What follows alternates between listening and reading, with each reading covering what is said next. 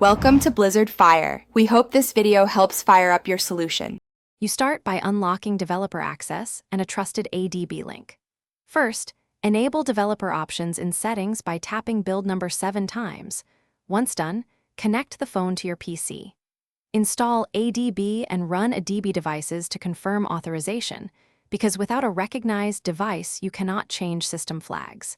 Make sure USB debugging is on in developer options, then keep the screen awake so commands won't be blocked. This is the only reliable entry to enable Freeform. Now perform the key change using ADB. Run ADB shell settings, put global enable Freeform support 1 to flip the system flag. This tells Android to allow Freeform. Once the command succeeds, reboot the device or restart the system UI to apply the flag. After reboot, open Developer Options and look for the Enable Freeform Windows toggle and turn it on if present.